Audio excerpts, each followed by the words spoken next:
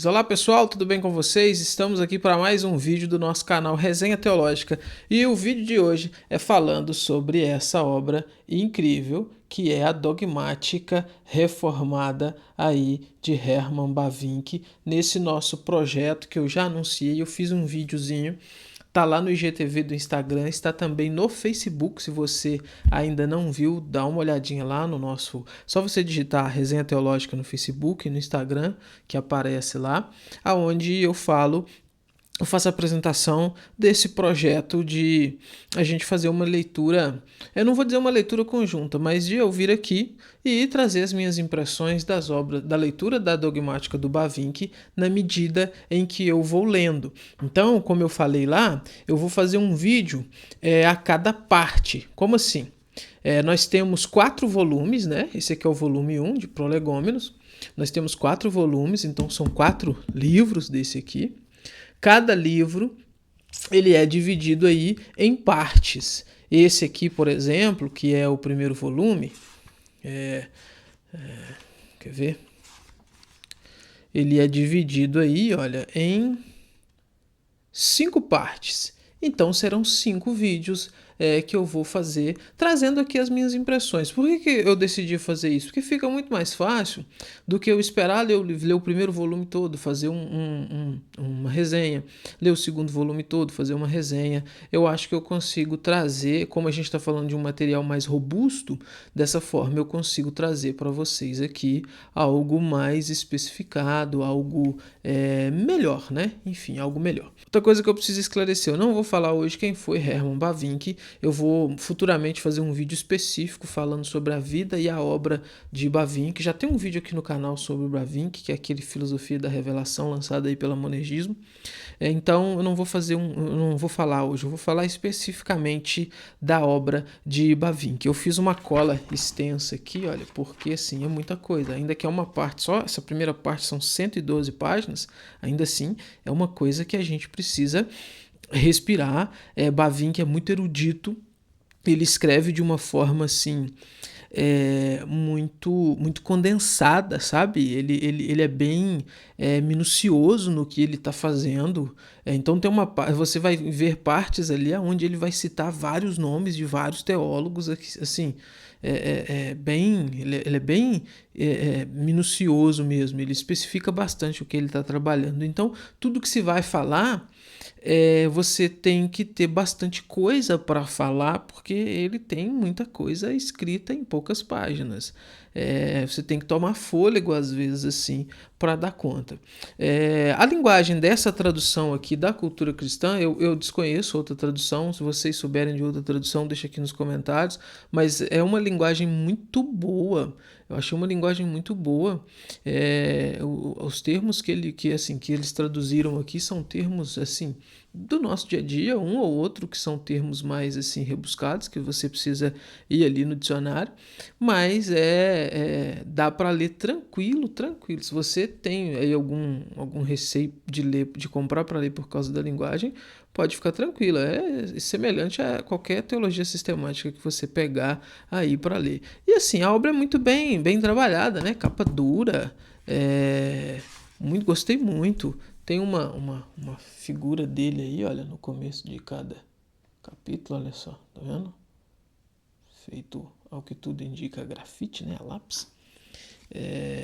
E assim, é muito bom. Mas vamos lá, chega de enrolação, vamos lá. O que a gente tem aqui nessa primeira parte? Essa primeira parte ela é dividida então em 2 capítulos. O capítulo 1 fala sobre a ciência da teologia dogmática e o capítulo 2 fala sobre o método e a organização da teologia dogmática. Esses 2 capítulos divididos aí nessas 112 páginas. Então tem uma introdução, obviamente, né? Introdução à dogmática, e depois segue esses 2 capítulos. Eu quero mostrar uma coisa aqui para vocês que eu achei interessante, é que no começo de cada capítulo você tem esse texto aqui, olha, tá bem estourado aí por causa da luz, mas aqui deu. Olha só, você tem esse texto assim, com letras menores e em itálico, que é meio que um resumão, aqui são 2 páginas, do que ele vai falar, do que ele vai desenvolver durante todo o capítulo.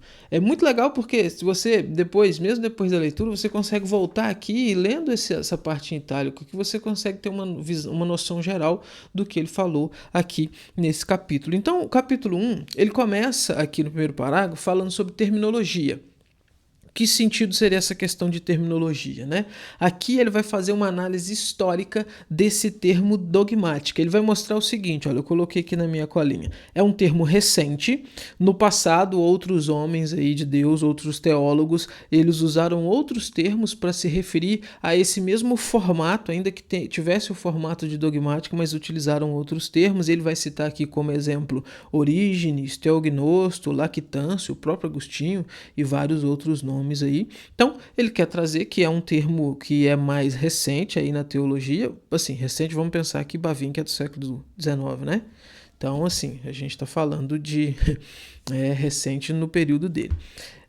Depois ele vai desenvolver aqui umas questões de dogma, dogmática e teologia. Ele vai especificar o que é isso.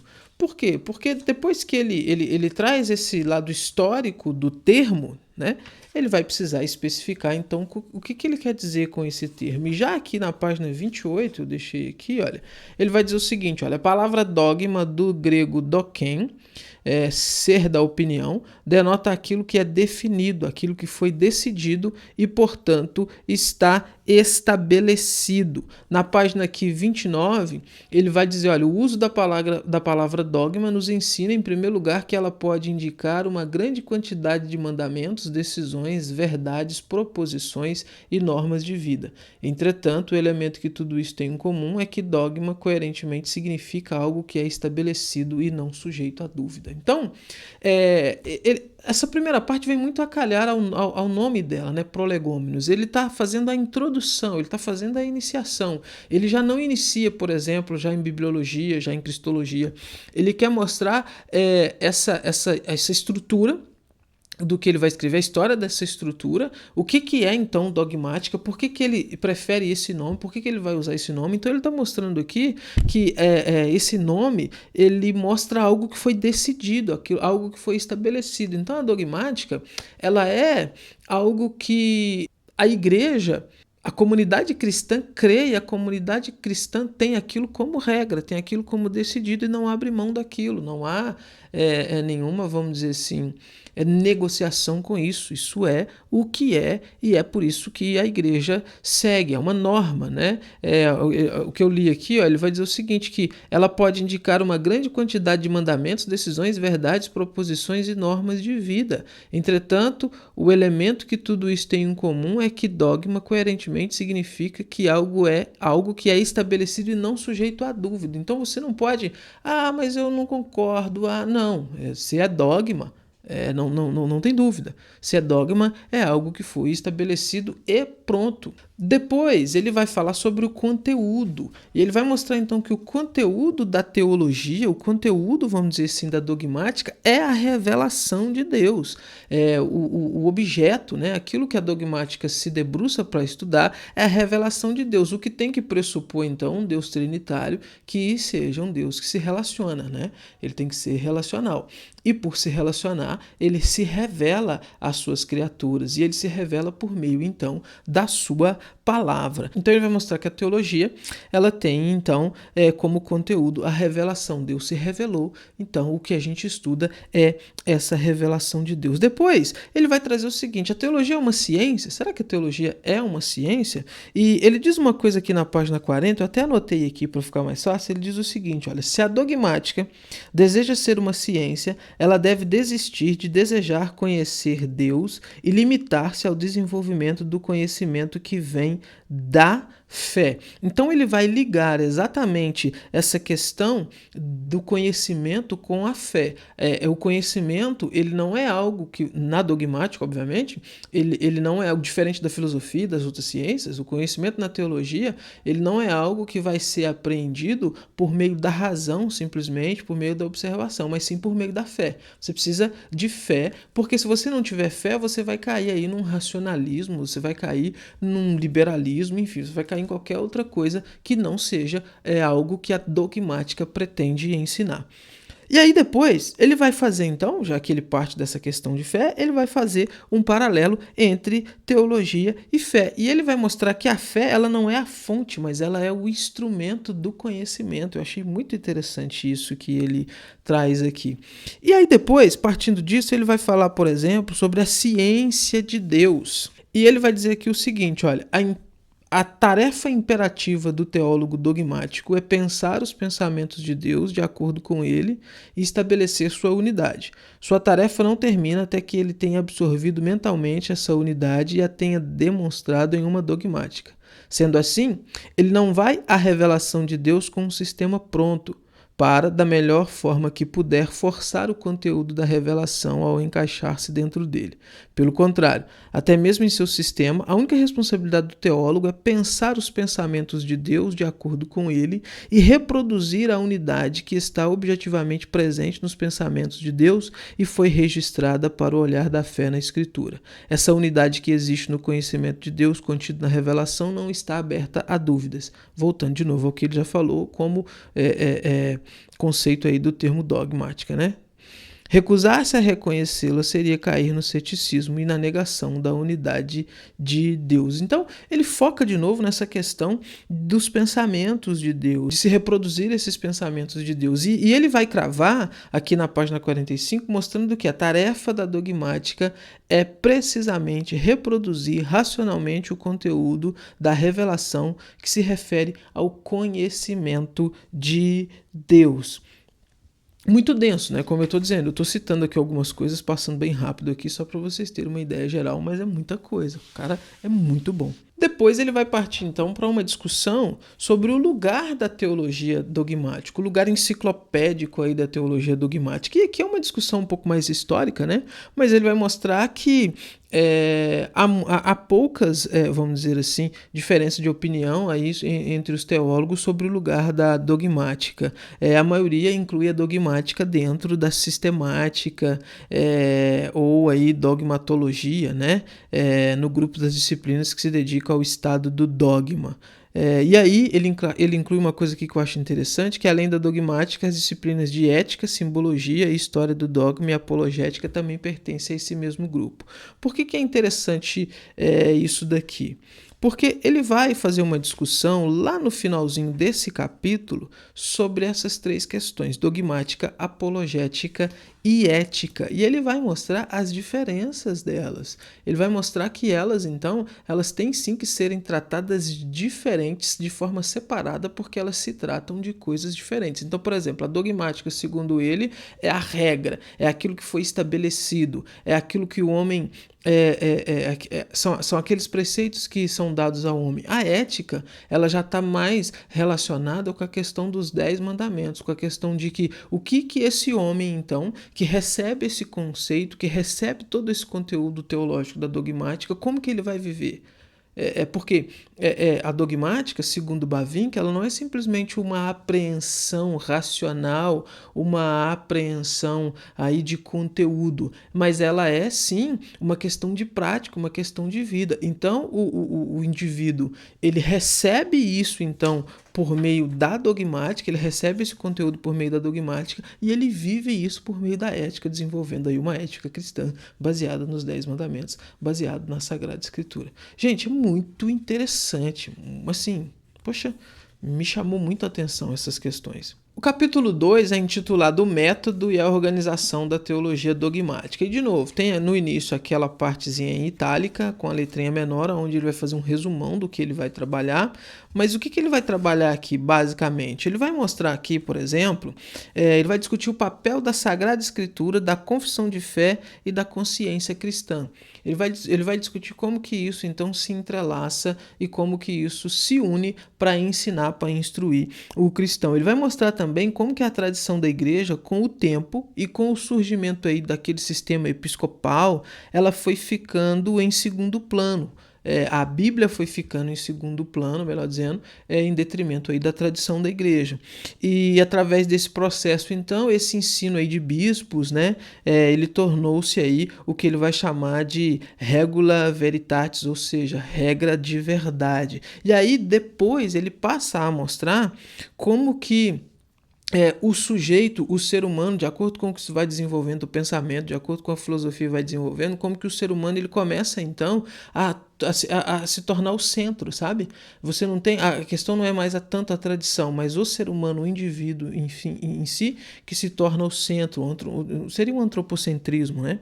E aí, depois, ele vai trazer o pensamento da reforma. Como que a reforma vai, de alguma forma, mudar isso? Como que a reforma vai trazer novamente a centralidade da escritura, tirando aí o ser humano e tirando, obviamente, a questão da tradição da igreja e colocando nesse local, então, a Sagrada Escritura, que é a regra de fé e prática, a única regra de fé e prática da igreja, né? Tem uma parte onde ele vai discutir sobre a certeza do conhecimento teológico, e ele vai basear essa certeza do conhecimento teológico em duas questões: revelação natural, obviamente, Deus que se revela na natureza, e revelação especial, mostrando que sim, o homem é capaz, então, de ter um conhecimento, aí sim, de Deus, de ter um conhecimento teológico. Depois ele parte para uma discussão que eu achei muito interessante, porque a gente tem visto muita gente falar assim, muita coisa atravessada hoje em dia relacionada à teologia bíblica.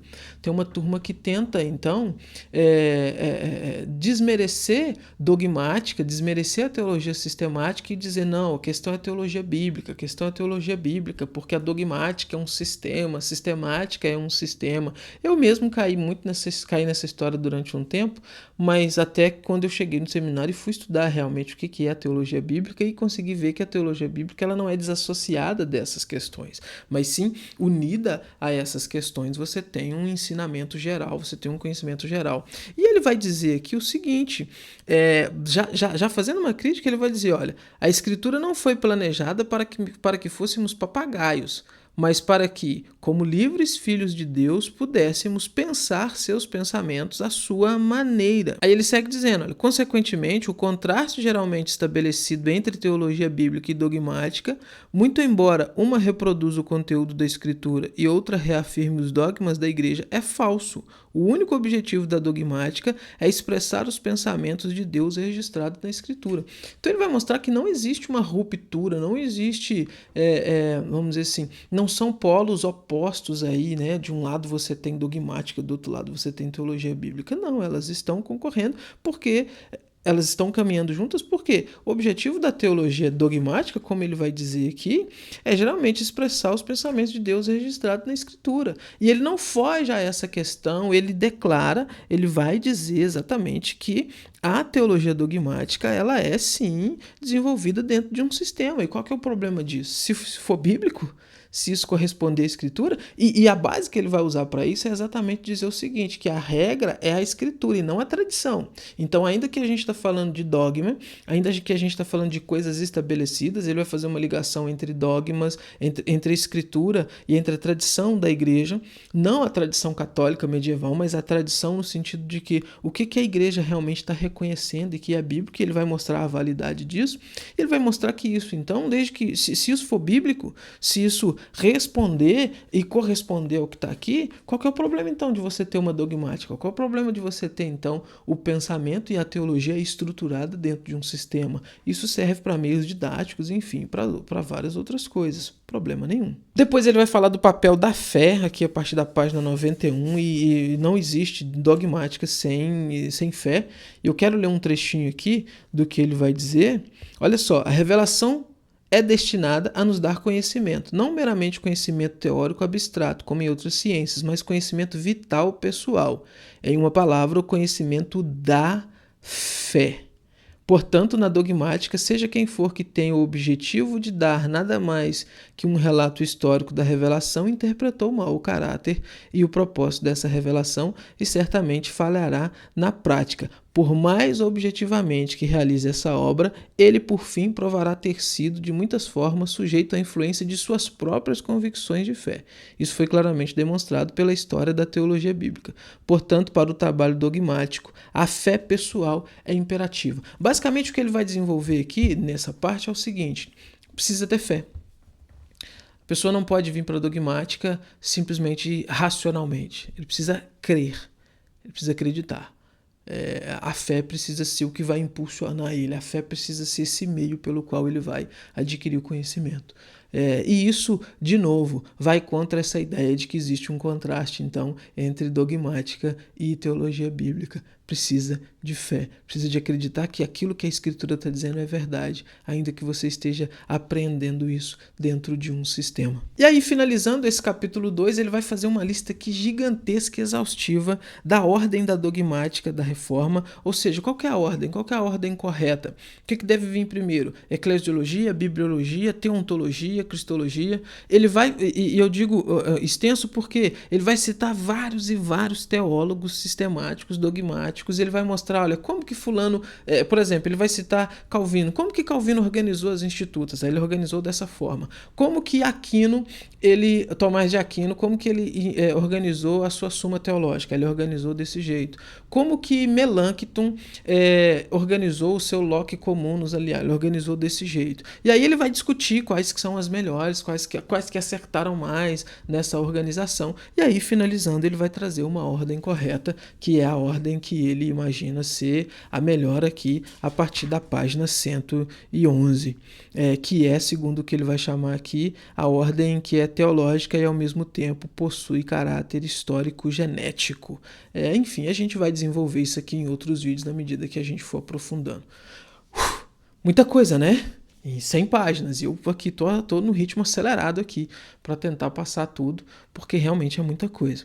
Mas, gente, é isso, a gente vai dando sequência, vou ler a segunda parte e eu venho aqui e faço outro vídeo. Se você estiver lendo também, se você estiver acompanhando a leitura, deixa aqui nos comentários, ou se você já tiver lido a dogmática, deixa aqui nos comentários também sua impressão, aquilo que você pensa, talvez alguma coisa que você leu e entendeu ali que eu não falei aqui no vídeo, deixa aqui, vamos fazer desses vídeos aqui uma corrente onde a gente vai desenvolvendo e aprendendo juntos aí, tá bom?